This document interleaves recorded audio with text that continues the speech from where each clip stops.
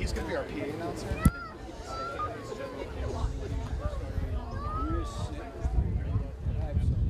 Yeah, well, no, he's just the voice. Like, he's not going to be full-time speaking. He's the hiding behind a bush. He was willing to.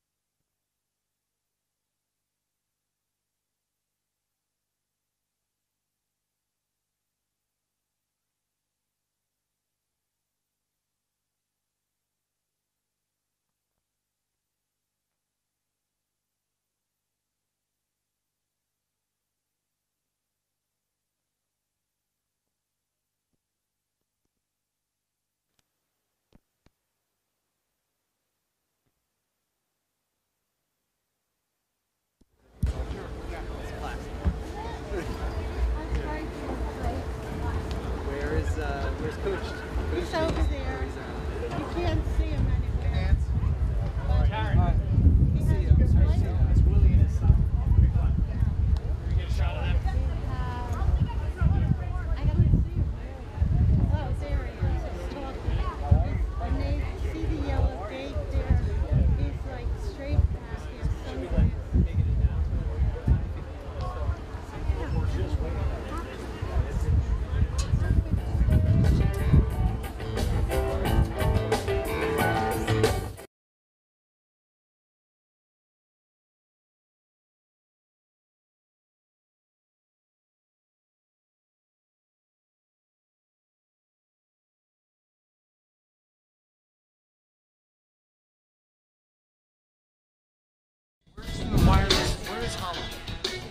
just went up.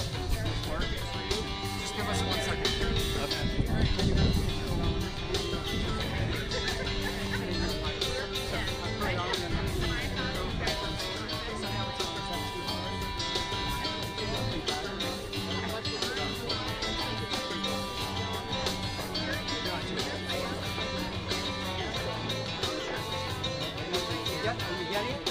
They're still setting up. They're still setting up. They just need a minute because like the audio is just not going through. Here's the back. Oh, I need a minute too. You have audio? They have audio. They have audio. How's the level? Is that good? What? Is that a good level? Let me ask them. I might be going a little hotter. Hold on 1 second. I might be going a little hotter for sure. Can you guys check the levels of the audio?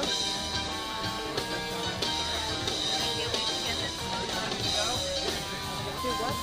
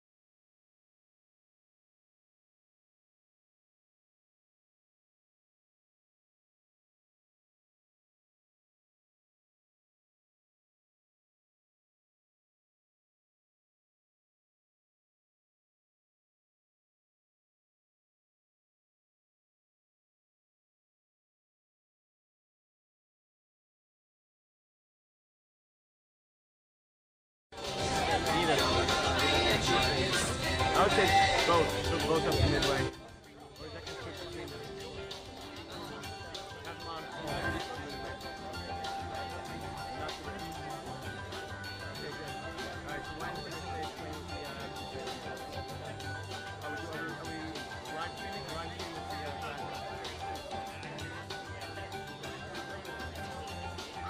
Alright, come down a couple minutes. Okay, this mic is live. Don't talk.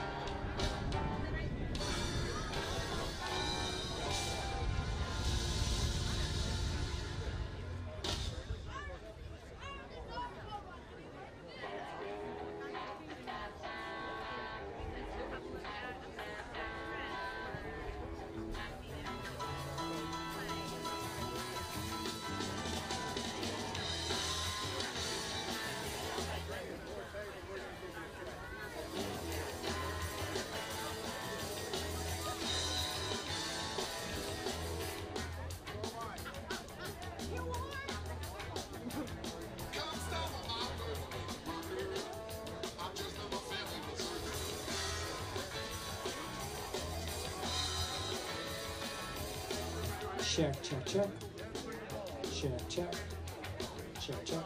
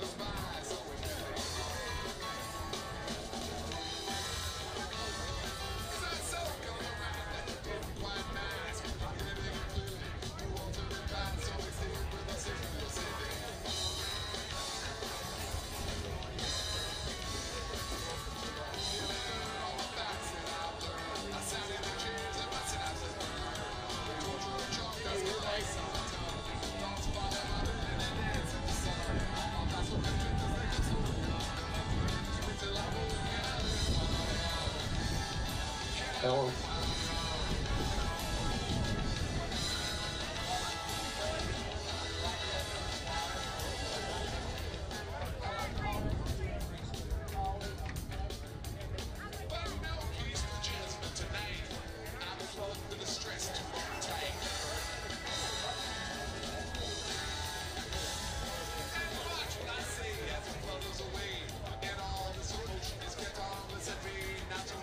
Somebody's right.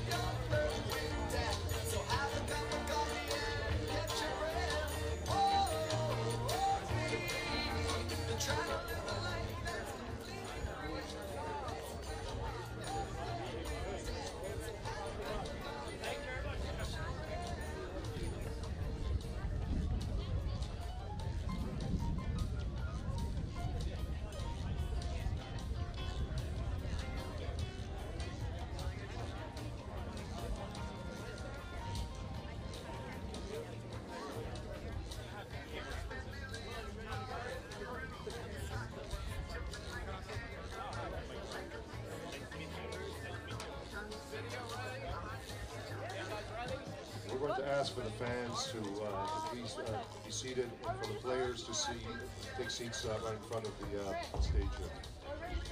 We'll get started momentarily. Yeah, we're ready to start.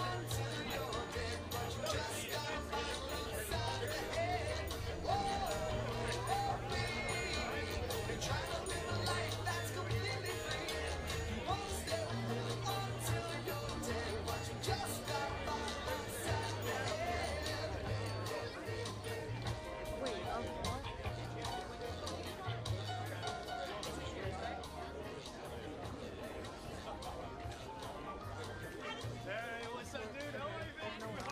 I saw you last night. You're looking good. This is pretty fun, huh?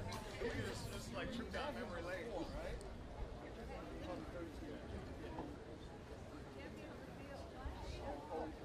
Ladies and gentlemen, welcome to RHS Homecoming Weekend. We have a great program for you today. We will honor the 30-year anniversary of Ridgewood's first ever football state championship. We're very proud to welcome home NBC TV personality and former RHS football captain Willie Geist. Willie will be hosting a chalk talk with coaches Chuck Johnson and Drew Gibbs. And what better place to relive those moments than right here at RHS Stadium. A very special thank you to the RHS Football Scholarship Committee President Mark Kosick and the RHS Alumni Association President Bill McCabe. Thank you very much for co-sponsoring this event, and we hope you will enjoy this special presentation. Thank you.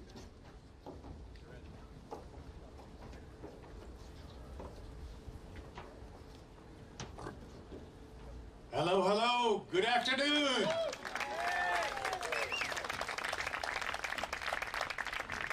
42 minutes late, no live stream, can't see the screen, but it's okay. It's going to be a great show. My name is Mark Kosick. I am the chairman of the Ridgewood High School Football Scholarship Committee. We got some football fans, Doug Messinio and company in the back. I'm also communications chair for the Ridgewood High School Alumni Association. And this is so exciting to look at these folks out here right now, because, you know, this is a 30-year look back, and some of the most special people in my life are in this stadium right now. And I love you all, and I mean it from the bottom of my heart. So thank you for coming out. This is going to be a fantastic event. Thank you for being patient. We're a little bit late, but I promise you, Willie Geist puts on a tremendous show. I've been watching it for 30 years, actually longer. We have two of arguably the greatest high school football coaches around. They've been doing this for a long time, and these guys are best friends.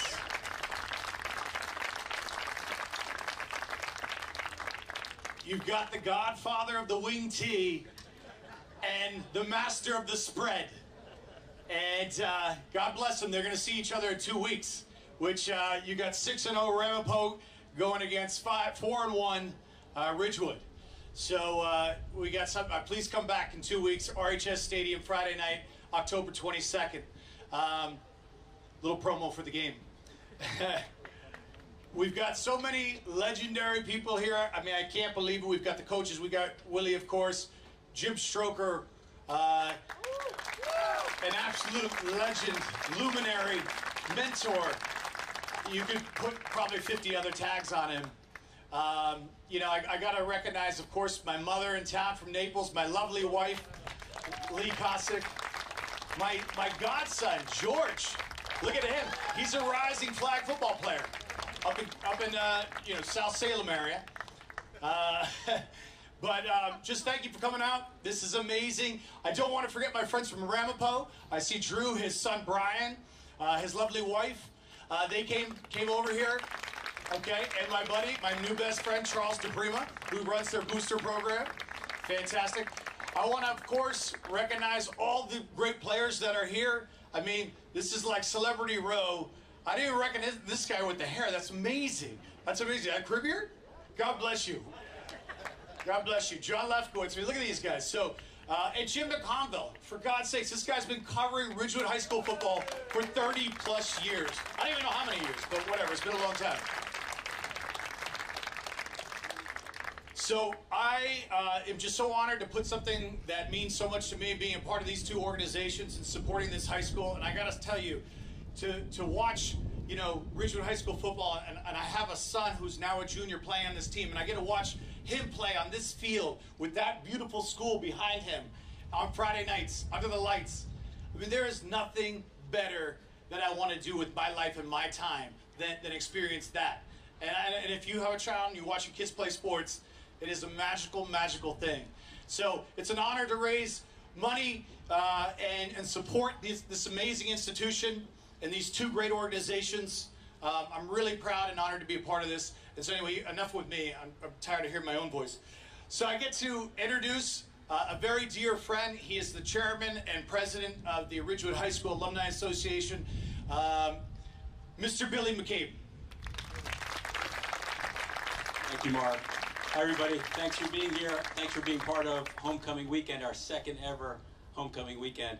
You know, I became the president of the Ridgewood High School Alumni Association about 15 months or so ago. And someone said to me almost on day one, you know you got to get Mark Kosick on your board, right? So I met with Mark, and we were in his backyard, and we're having coffee. And this guy comes at me with just so much creativity, so many ideas, so much energy. And he had the Chalk Talk idea in mind, too. So I let Mark explain it to me, and he said, you know, Willie Geis, all the coaches, the guys will come back. It's going to be amazing. So I said, well, yeah, Mark, it sounds absolutely amazing, but I mean, Willie Geis, that's a pretty big name. I don't think we have the budget for that. He said, no, Bill, Willie Geis is a great guy. He's a great dear friend. He's going to do it for free. I'm just not so sure about Chuck Johnson. So anyways, I'm glad to see that the agents worked it out and we got Chuck to join us today. But thank you very much for having us. I'm just going to give you a little commercial on the Ridgewood High Alumni Association for those of you that don't know it. It was formed about 8 years ago. It was formed by our then principal, current superintendent, Dr. Tom Gorman. Dr. Gorman here. Former 87 captain of the football team and a ferocious linebacker. And he's really, you could say, the epitome of Ridgewood. He's all in on Ridgewood. But Dr. Gorman just recognized that there's such a strong affinity and affection by legions and generations of alumni for the school and the memories they created, and thought to himself, can we tap this, right? Can we tap this like a prep school does or a college does? And that gave birth to the idea of an alumni association. So it's been in existence for about 8 years. Some of the things I'll just tell you quickly that we do. So this is again our second ever homecoming weekend. There are 5 events this weekend. We're modeling it after a college weekend. So there was the football game last night where we had some pretty good representation selling our apparel. There was a pub crawl last night, and looking at this bench over here, it seems like many of you attended the pub crawl. Glad you could make it. Today we had our lawn party with the band and food up top, and obviously we have the Chalk Talk event, and then tomorrow we have on this field, Coach Stroger is going to give some inspirational words and do a yoga session, and really appreciate that, Coach. It's a BYOM event, bring your own mat, right? So those are some of the things that, so those are some of the things we've done on the reunion side. We also have a Distinguished Alumni Society where we recognize people that have done remarkable things with their careers and their lives. We might, if you live in Ridgewood, you might have seen the banners we posted around town the last 2 Mays to honor the seniors that were having a tough time during COVID. We created a career network where we try to connect alumni to alumni and alumni to students, from people to talk about their careers, and we've helped facilitate financial gifts. Last year, we had a great big slide of this, but last year we facilitated the largest single donation in the history of Ridgewood Public Schools, $635,000 to the school from our esteemed alumnus, Dave Duffield. He is the founder of PeopleSoft, which he sold to Oracle for $10 billion. And he also then formed Workday 6 weeks later. So he gave us a tremendous gift, and we hope it's just the tip of the iceberg. But that's all from me. I thank you very much for having us. Thank you very much for coming. before I hand the mic back, we do have some gifts for our speakers. Okay. Yes, absolutely not. So I'm going to start with Coach Gibbs. You're not an Ridge High alumnus, is that right? You are an honorary alumnus as of today. Welcome back, Coach. And here you go. And then Mark's going to help me present another gift. So one of the things we do is we sell commemorative bricks on the campus to raise funds. And we have a brick here we want to present to you from the Ridgewood High School Alumni Association, honoring the 91 team, 1991 state champions, Ridgewood football, December 7th, 1991. It'll be installed on the ground and permanently be there for you guys to come see. Thank you very much. All right, thank you, Bill. So we're just going to take a quick group photo with the players, with the brick, with the coaches, and then we're going to turn it over to our amazing host, Willie Geist. So players, can you come on up here for a quick one? And then we'll get started. And coaches as well, including you. I'll put this over.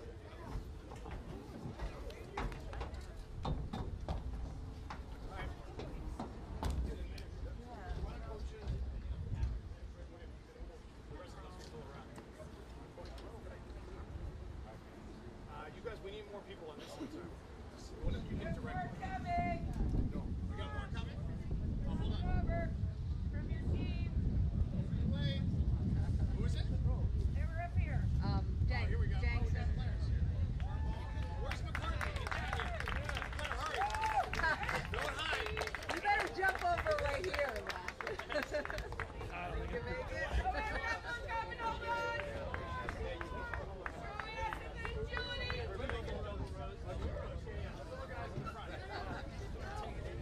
Mark, 2 more coming.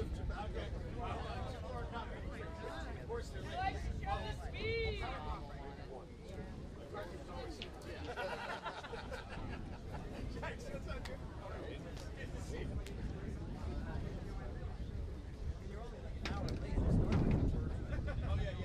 You're right. We gotta go. We gotta go.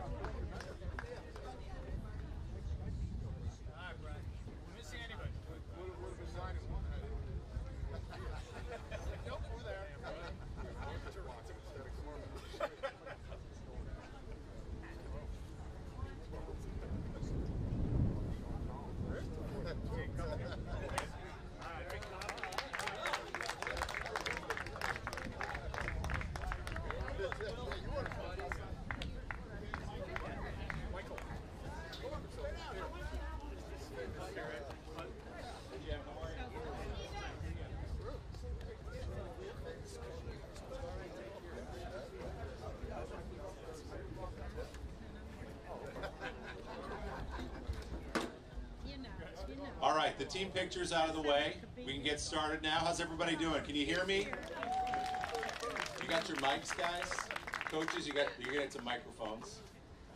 I want to start by giving a well-deserved shout out and thanks to our host today, Mark Kosick, who put on this event with the same ruthless efficiency that he used to put on his parties in Tuxedo Park. Which is to say, everyone had a role, clearly defined. You bring the music, you go to Rathskeller to get the beer ball, and we're meeting up there at 7:30. It was a little bit like that, but more grown up now. So Mark, who started this company, Group Spot, I know a lot of you in Ridgewood use it as sponsoring this event. When the dude puts his mind to something, it takes off, it just happens. So we're so proud of you, Mark, and grateful that you put this on for us.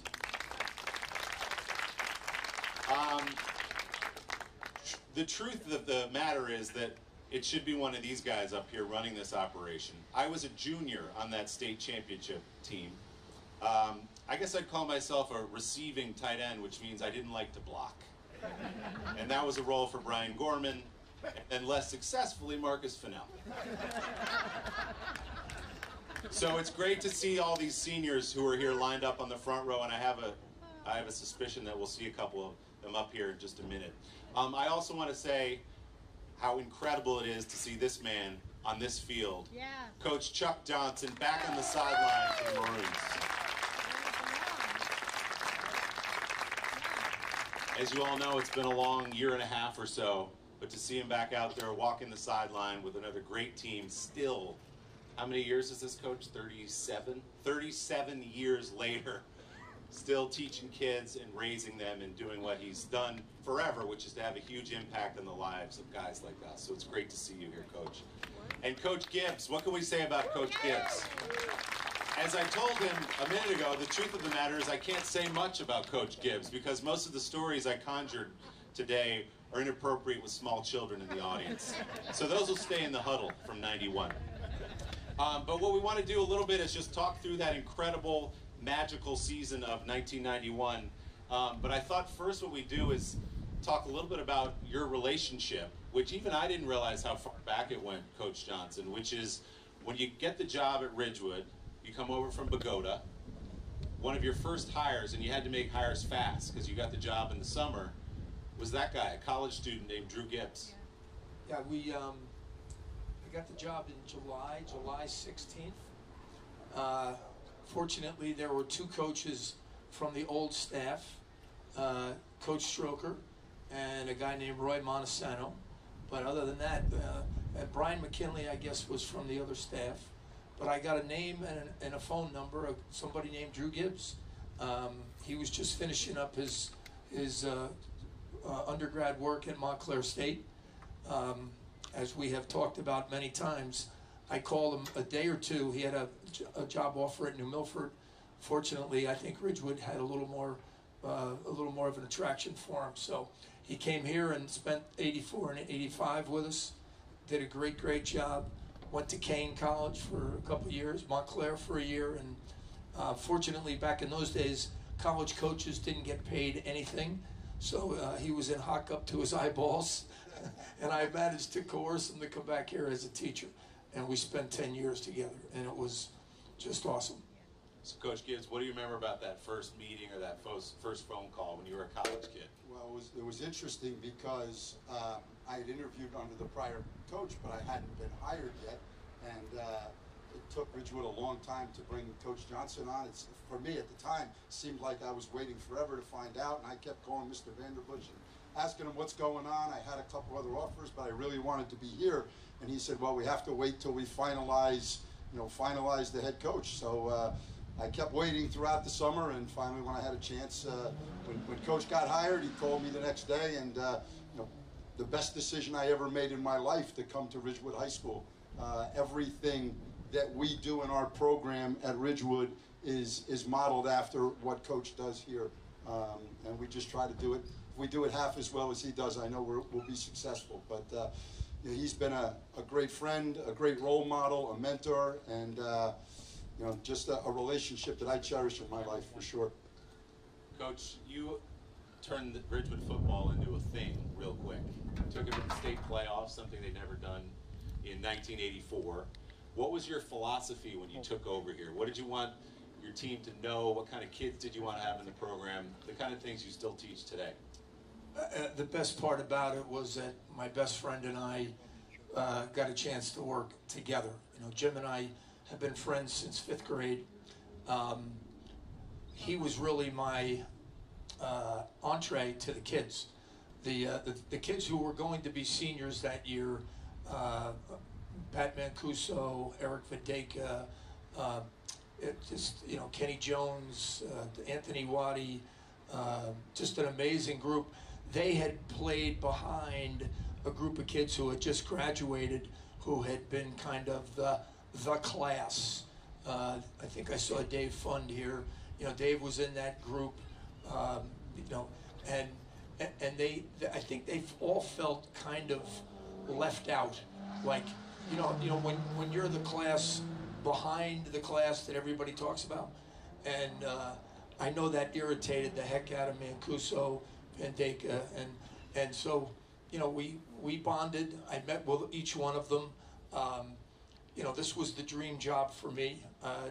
Nowhere else did I want to be, and we just hit it off, and managed to win a few games, and Jim's relationship with the kids set me up with those players, and we went on and won the league for the first time in forever, and We ended up losing to a terrific North Bergen team in the state finals.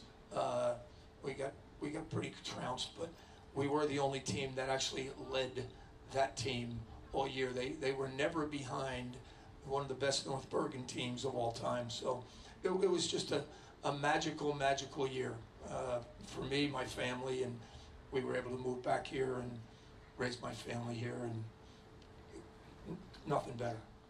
Before we get to the 91 team, we got some revenge, by the way, on North Bergen for you there. In 91, the 1990 team, because it builds the foundation for what these guys were doing. I was a sophomore on that team. I had the great misfortune of being on the scout team. I was the running back. Jim Lynch was the quarterback. I'm lining up in the backfield. I'm looking at Pedicano and St. Pierre staring at me, frothing at the mouth. Jim Lynch, it was an option play every time. Jim pitched it every time. There was no chance he was keeping that ball. Smart man. Got absolutely destroyed in every play. But I think you've said that was the best 5-4 team in the history of New Jersey. No question. I mean, one of the members of that team is currently coaching with me. We all know, everybody in Ridgewood knows Torrey Watson. Where's Torrey? Torrey Watson. You know, the line of scrimmage of that team, you know, Torrey was one of the most athletic big bodies that ever came through this building. Ramon Hache, one of the most famous soccer players turned football players. Everybody knows the great story of Ramon coming out to practice as a sophomore in his bright red soccer shoes. And in 3 years, he's one of the best defensive linemen we've ever had. I saw John Leahy here, another great player. You know, just an amazing, you know, Jeff Cregan works here in town and has been instrumental in our junior football program. Jeff's one of the strongest players to ever play here. You mentioned Pedicano, you mentioned St. Pierre, you know, just a tremendous collection. I don't know all those kids intimately, but the way they've progressed. I got a text from Tim Sumner just yesterday, so the connection is still great. So that the 91 team probably saved my coaching career. So in 1990, Chuck brings me back from college. Here I am, a young hotshot college coach. You know, Chuck brings me back and says, you know what? I'm going to give you the offense. You're going to coach the Ridgewood offense, and I'm going to take over the defense. So sure enough, in 1990, we go 5-4, and I think we scored a total of about 3 points in those 4 losses. Chuck did a tremendous job with the defense that year, and we couldn't score a point. So as much as we are great friends, if 91, if we didn't get it done, I think I was fired. I think I was done. So I owe you guys a debt of gratitude for keeping me around Ridgewood for 10 years. You were on borrowed time in 91. Yeah. Clearly on borrowed time. I got a couple scores from 90 here. Bergen Catholic beat us 8-0. Right. Eastside beat us 6-0, to your point. Yep. Not to rub it in. Montclair 14-7. Montclair 14-7. Yep. Chuck will remember every score back there, of course. So that brings us to 91. So here's a preview, Ridgewood News. The major question is who will block for the backs? There's no experience on the offensive line. Plenty of intriguing candidates, even though the Maroons appear to be undersized. On defense, graduation took 2 of the staunchest performers, Greg St. Pierre and Kevin Pedicano. A lot of talk about who would fill all those spots on that great team. So how are you looking at your 91 team in the preseason, Coach? Well, I still had the privilege of coaching the linemen back then. You know, I believe Paul Lee was our 175-pound center, but one of the smartest players on the planet. Steve Morris is here, another lineman on that team. The one and only crazy Matt Peckham was a tackle on that team. Some interesting Peckham stories, but we'll leave those. All right, so good call. And the best lineman on that team we all know was, you know, Frank DeMarco. So great bunch of kids, and absolutely. And Mike How did Cribbier. the linemen remember the snap count that year? Was that the year that we taught the linemen Chinese? So we could No, that was says the snap count on the line of scrimmage? That was when Alex Williams was the center. So a few years before that, we had a hard time remembering the snap count. Our center was a genius, Alex Williams, graduated from Princeton. A couple of the linemen had a hard time remembering the snap count. Alex could speak 5 languages fluently, and he taught all the linemen how to count 1, 2, 3, 4, and 5 in Chinese. So we would get over the ball, and all of a sudden I would hear Alex say something, and it took me about a month to, Alex, what are you talking about? You know, one of them was "Avazund." I mean, I had no idea what that meant, but that was 3 in Chinese, or at least according to Alex. So that's how we remembered the snap count. That was totally a player creation, the best kind. Yeah, we didn't have that kind of intellect on our team. A lot of grunting, hoping we didn't jump off sides. I know Coach Stroker in just a second wants to come up and say more about our dear, dear friend, Frank DeMarco, the late, great Frank DeMarco, and John Lacola, and Chris Santucci, and some of the other guys as well. But as you began the season now, there was a moment at photo day as you tried to assess your team where the defensive backs dubbed themselves the DBP, the D-back posse. Steve, I'm looking at you. Danny, I'm looking at you. Sully's not here to defend himself. They showed up at photo day, and tell me if I have this wrong, wearing sunglasses. We're going to wear sunglasses in our team photo because we're so cool and we're in the DBP. Dan's mad that I'm bringing this up. Do you remember that, either of you guys? Not fondly.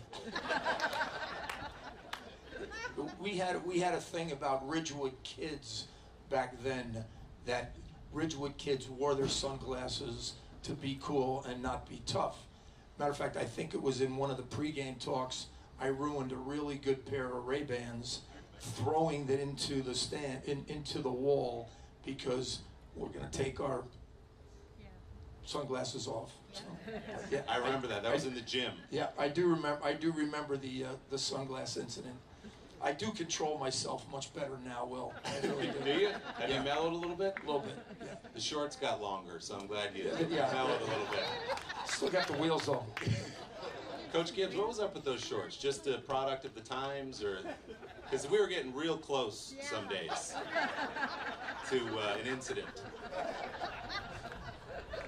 Well, the waistband had to come to at least the bottom of your chest. That was important.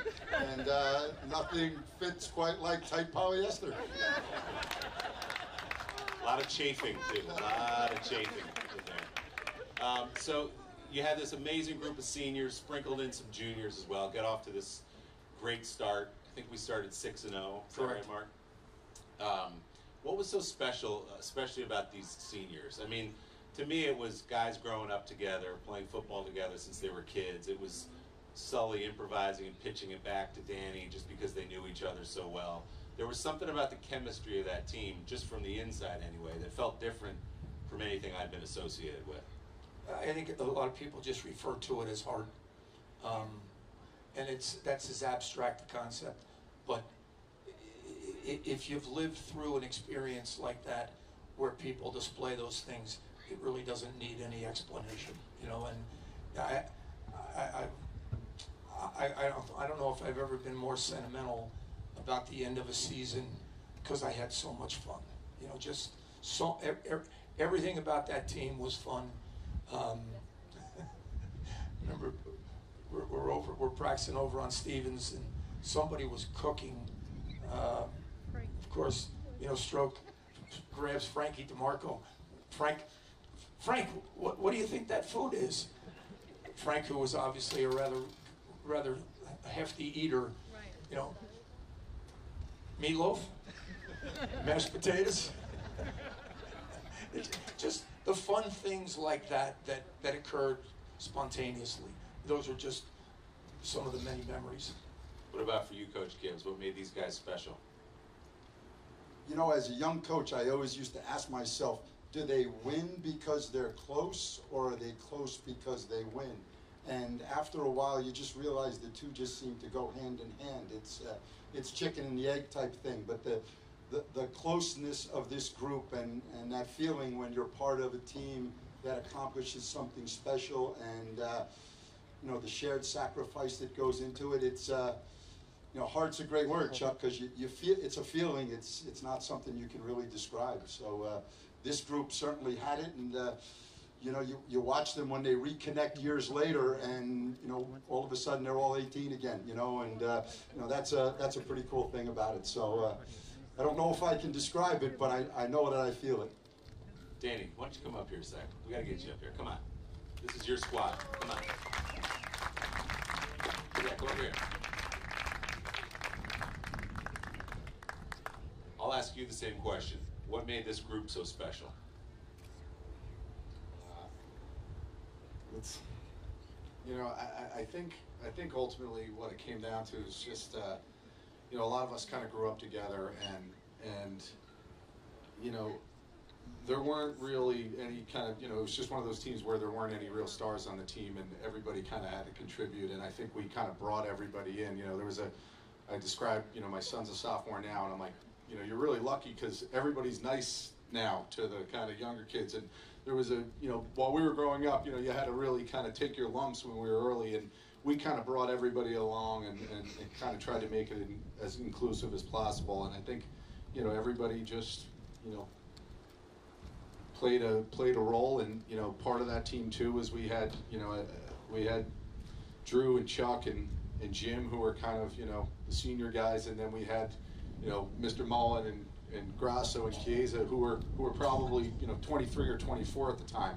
So, you know, we were 18. Those guys are, you know, 5 or 6 years older than us, 7 years older than us. So it was almost like, you know, we had our dads, and then we had our kind of uncles or older brothers on the team. So there was just you know, it just all came together really nicely with, you know, both the staff and the players, and you know, that's really kind of what I remember most.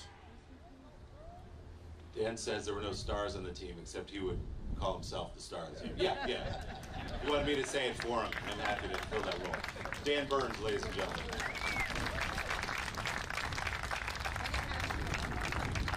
Dan mentioned Coach Grasso. Laura, we see you up there, our beloved Coach Grasso, the late, great Coach Grasso, who was I don't know, what was he, an uncle or an older brother, depending on how you look at him. Coach Johnson, Coach Stroker, they were dads, right? They were father figures. Coach Grasso was our uncle. He was our older brother. He took care of us. He was tough on us when he had to be. He looked out for us. And man, we just loved him so much, and I know we all miss him. And I think Coach Stroker, it's a good time if you want to come up and say a few words. And Marcus as well. Marcus Fennell, ladies and gentlemen.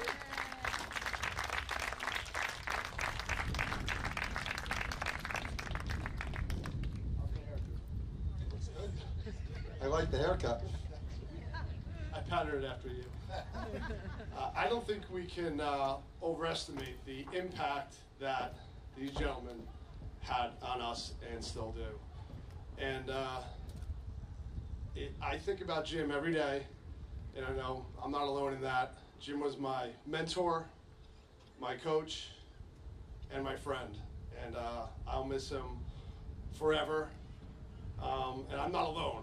And in that regard, and I know Dan and Steve and all of us, Mark, Willie, we had a special relationship with him. He taught us a lot, not just about football, about life, and he is missed sorely. But if Laura, his amazing wife, can come down here, that would be fantastic.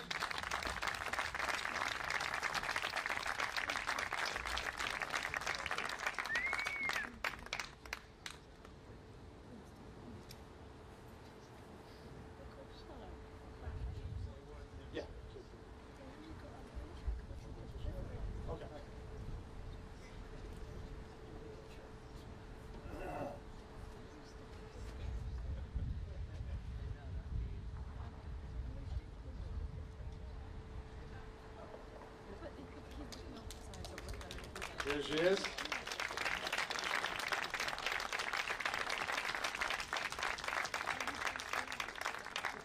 So Laura, on behalf of all of us, this is for you. A token of what Jim means. Take your time.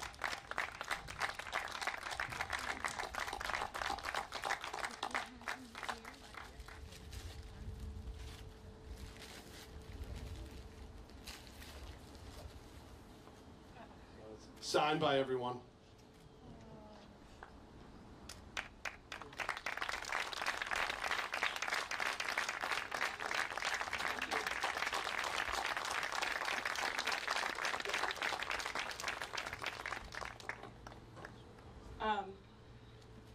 This means a lot, and you guys mean the world to Jim.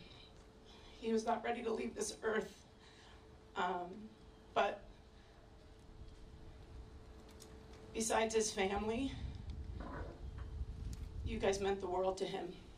He spoke about the 91 team and you guys all the time. And when he was sick, you guys showed up. You always showed up. And that's exactly why you won the state championship, because you guys always showed up. It was important. So I love you guys. You'll forever be part of the Grasso family. Thank you.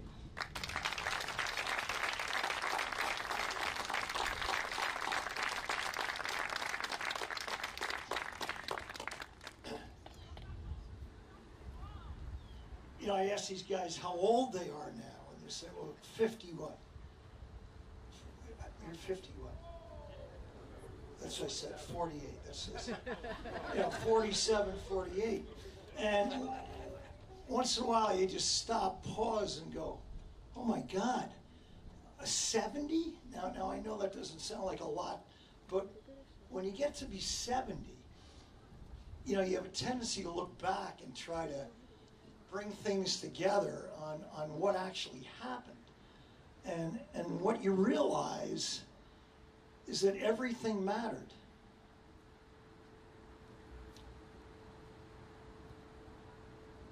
Like every encounter, every pat on the back,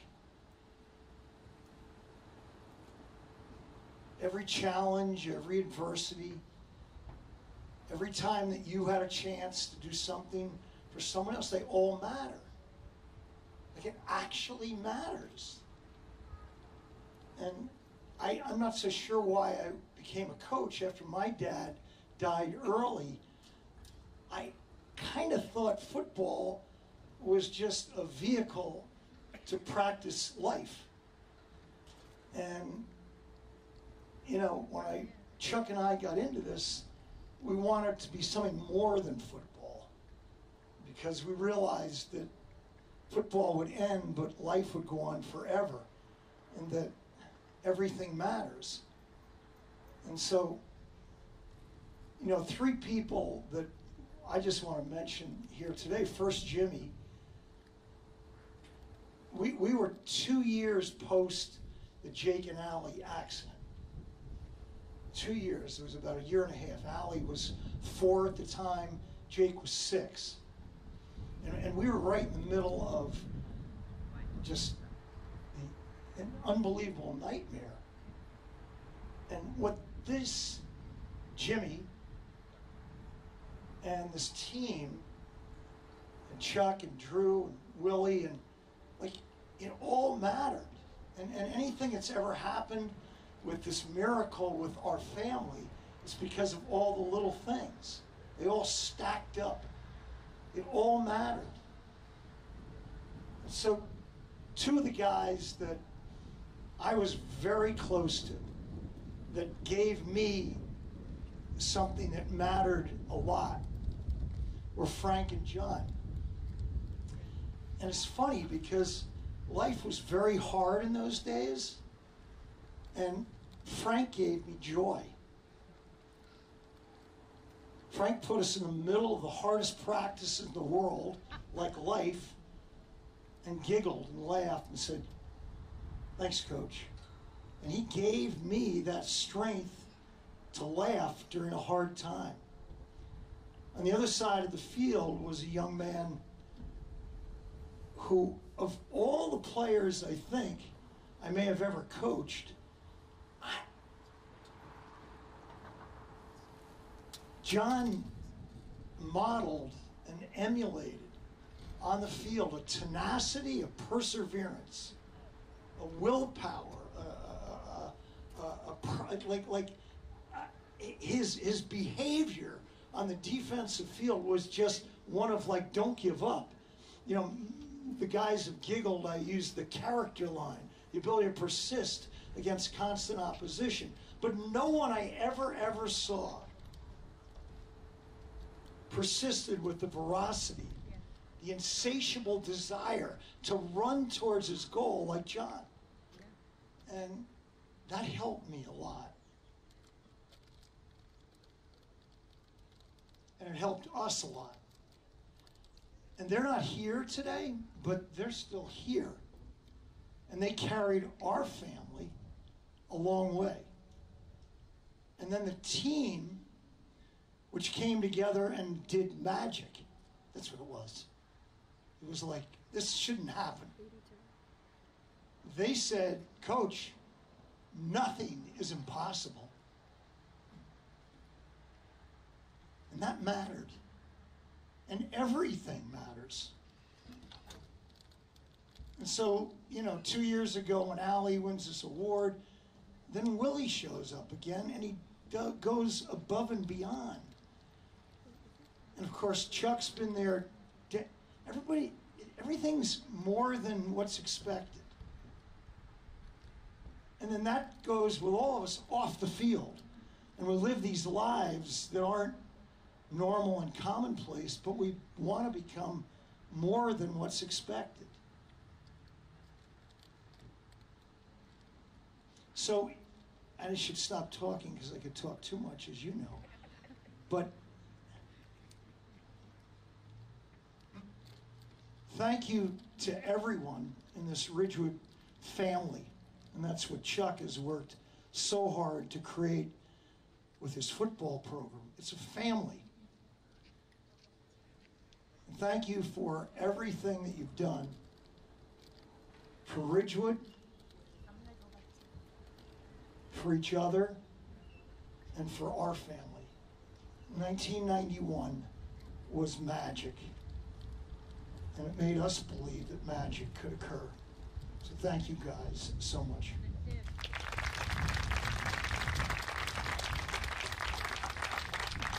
Well said as always, Coach. I don't think any of us, when we were coached under Coach Stroker and he was hitting the dumbbell on the way up and down to practice, ever thought he'd be saying, join me tomorrow for hot yoga on the football field. But here we are. Thanks, Coach. When I reintroduced my son to Coach Stroker before, I said, this is Allie Stroker's dad. He goes, oh, right, Allie Stroker's dad. Yeah. So as we wrap up, guys, let's get to the playoffs. Let's get to the state championship. Okay, so we go through a little slide. We win the first 6. Gorman gets injured. That was a big deal for us. Huge, huge. We go into St. Joe's, game we probably should have won. Lost a close one. Then Kennedy comes here with Sean Collins, Mr. All-World. Lose another close one. Shelton Prescott. Yeah. Ronnie Thomas. All full scholarship kids. Yeah, we're talking Michigan, big time. So when we get into that little slide, what's going through your heads as coaches? We just kept working. That's been my answer every single time. And go back to practice. Let's get better. And that's, Saban calls it the process. It's a great concept, and you really do get better in practice. You really do improve, but as you know, it's got to be done at a certain intensity level, a certain activity level. You can't just go through the motions. And you guys were very, very determined, and we got it back going. Uh-oh. Am I working? Yep, they get late in the season and it gets pretty cold out, right? Pretty cold in those practices, probably on a Thursday morning during teachers' convention. And, but we're fired up to practice. We want to go after it. And Coach comes out and we're looking around for the players, and there's that D-back posse. And where are they? They just happen to be sitting in the car drinking coffee right before the morning practice. So while we were committed to the process, there were a few speed bumps along the way, but we moved on from that. And as Coach said, it's a matter of being in the moment and focusing on what you have to do. And that's something I learned from him, and this program does a tremendous job of, is be in the moment, and everything matters. We can skip right over the Bergen Catholic game. I think that's better for everybody. That was effectively a Division I football team. I do remember I was on the kick return team that year, and I'd never heard you do this before, Coach, but as we got in the huddle to go out and play, you say, "Anybody got a 47-point play?" He said, "I don't even know what to do." But we get into the playoffs. East Side comes here. Now we get to the good part. Right, Danny? There was one touchdown scored in that game. Let me just see my notes. I'm going to see who scored. Hold on. Oh, I scored the one touchdown. Now, it was 6-0. Mark, did you miss the extra point? Why was it 6-0? Yeah, I missed the extra point. It came at a great cost. Danny Burns suffered what grade concussion do you think it was? Because grade 2 or 3 concussion. So it's a tight end delay play over here in that corner of the end zone. The idea is I block for a little bit to give the appearance of pass blocking, and then I go and run to glory. I wasn't doing the blocking part. I was going straight to glory. So I go right out. Danny throws one up, catch it, score the touchdown. I look back, and Dan is face down in the turf just picking chunks out. And I can't use the language he used, but he was not pleased that I missed the block. But then I told him we scored and we were going to win the game. What do you remember about that day, Coach? The other thing I will say, and this is a great credit to you, I was incredibly sick that day. I had like a stay-in-bed flu. Like, couldn't get up. And I remember we called you and I said, I don't think I can help them. I think I'm hurting you if I'm out there. And I'll never forget this. Talk about things that are forever. You said, you will regret that for the rest of your life. And my God, were you right. Can you imagine if I hadn't showed up that day? I mean it. And you always had that ability to motivate. So thank you for forcing me off my deathbed to come play. Thanks for coming. Coach Gibbs, what do you remember about that game? Tight one. Just hoping you were going to catch that pass. There was nobody near me, so if I dropped it, it would have been a disaster. And then you get that shot, Coach, to go play for the state championship. I think we had no doubt we were winning that game. I don't speak for you guys, but we saw North Bergen. We knew we'd been through these battles together. There was no way we were losing that game. Did you feel that way? I thought we had a real good chance. Vince Escalise was the head coach at North Bergen. They had a great tradition there, one of his sons was the fullback that year. Terrific football player, about a 220-pound fullback. So, but we thoroughly outplayed them, and it was a very, very nice win for sure. The East Side game was really the tougher competition. Their tailback that year, Curtis Benning, was terrific. He was a great football player and had a number of 100-yard games, but we did a great job of shutting him down. Big win. Coach, what do you remember about that little playoff run, those 2 games? Yeah, I think the North Bergen game, there was an air of confidence that our team had that day. That there's always some trepidation heading into a championship team, but that day there definitely was an air of confidence. And you get to the end of the season, the guys have gone through the routine over and over again. I felt like we were in a really good place. Danny, for the first time in the history of my career as a coach, hit his 3rd read on a drop back pass threw the ball to Mark in the flat. I thought that was pretty impressive. A couple big pass plays and run plays in the game. So it was a special day, one I'll certainly never forget. Who had the part? Was that Tarleton who had the party after? I think we went to Tarleton's after that, right? We don't need to get into that. I think it was at Tarleton's. Yeah. Mark, do people have questions? Is it or no? We're going to skip the question. All right, so before we let everybody go, let's talk about this year. You got 2 great teams, 2 really good teams. As Mark said, you play in 2 weeks. 2 polar opposite styles of play. You got the wing tee on the one hand, the spread offense on the other. What do you think of his team, Coach Johnson? They're the best team around. I've said for about 10 years right now, Drew Gibbs is the best coach in New Jersey high school football, and I really believe that. His program is just phenomenal, and he's done a much better job of keeping current than I have. You know, his offense is cool, ours is boring. We just win games, so that's all I really give a darn about. But you know, he's done it with a flair. He's really recreated himself twice as a head coach. He, like me, was a big wing T guy, and I remember having these conversations when he went to Ramapo. You know, the words wing T at Ramapo were dirty words. You know, people who don't understand it, you know, really can't fathom it. So he knew if he went to Ramapo and ran the wing T, he wouldn't be accepted. You know, he wasn't the star that he is today. And then about 10 years later, so he went to this Noel Mazzoni offense called the end zone offense, which is a really, really great brand of the spread. You know, there are many different types of spread offenses out there. Coach Mazzoni has marketed it, and you know, again, Coach recreated himself, you know, again, and it's been, and I'll tell you what, it is a really tough system to defend. Terrific, and they execute really well and work real hard all summer and get real good at the things they need to be good at. Coach Gibbs, what's the scouting report on this Ridgewood team? You know, just listening to Chuck talk, I think about, Chuck's a handout guy. If you've ever coached with Chuck, you're going to get 1,000 handouts for everything, everything that Ridgewood does. And, you know, I was so fortunate as a young coach to have a chance to learn under Chuck and Jim and the staff that they had back, you know, we had back in '84 and '85. I learned so much as a young coach.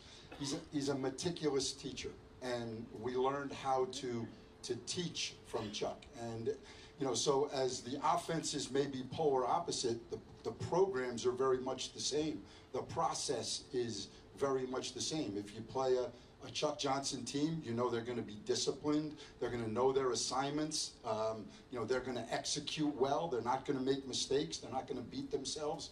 You know, you're going to have to beat a Ridgewood team. So again, you know, mutual admiration society here. I mean, you know, wouldn't be half the coach that I am now without the experience working here at Ridgewood under Chuck, and you know, it should be a heck of a ball game.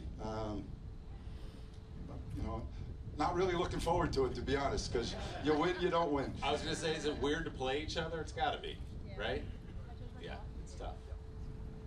Just something about the coaches who have been here. And, you know, we talk about this all the time. You know, there's a piece of every former Ridgewood football coach in this program. I'm right now, I have the honor of coaching Joe Grasso. I am the middle linebacker coach, and Joe is a middle linebacker. And one of the things I told Joey at the beginning of the year was, you know, Joe, there are a bunch of remnants from your dad in this program. You know, Jim was such a dynamic and creative guy. You know, there are still things that are taught each year that Jim brought to the program. There are things that are still taught in the program that Jim Stroker brought to the program. Rick Rodriguez, Drew Gibbs, you know, there are many terms that Drew, you know, kind of conjured up that have lived on in the program because they make sense to kids. They make sense to kids. And, you know, those, Gross was famous for some of those things. You know, Jim was a real original thinker and could put things together really well for kids. And obviously that's what we're all trying to do is reach them. And, you know, Drew, there are many Drew Gibbs-isms, you know, still in our program. And I try, as I introduce, we have a great new young coach on our staff this year, Mickey McDermott, who's doing a great job with our defense. And, you know, I always try to give credit to the coaches who created some of the ideas that have kind of lived on in the program. So it's really been a confluence of many great teachers and great coaches. And we all have benefited from that, guys. So I think I speak for everybody sitting here when I say absolute privilege to have been coached by you, to have become friends with all of you.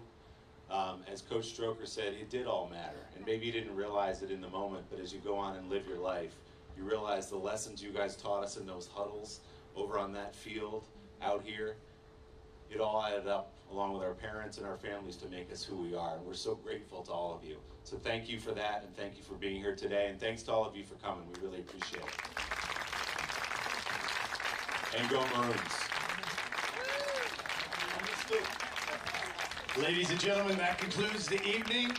Let's just thank our talent one more time, Willie Geist, Drew Gibbs, Chuck Johnson, and we hope to see you here in 2 weeks from time, for a great matchup. So thank you, everybody. I hope you enjoyed that as much as we did.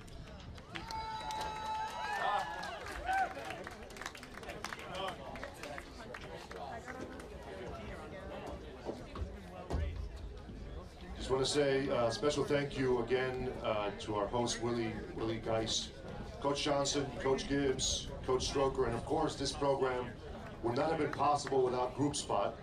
And I want to take just a moment to talk about Group Spot. It's a great way for us, the Ridgewood football family, to stay close to RHS football during the season. If you haven't done it already, download the Group Spot mobile app to track live scores and play-by-play, as well as game schedules, results, rosters, photos, team news, events, and more. Thank you again, and I hope to see you all tonight at the Maroon and White celebration at 7 p.m. at the Glen Rock Athletic Club. Thank you.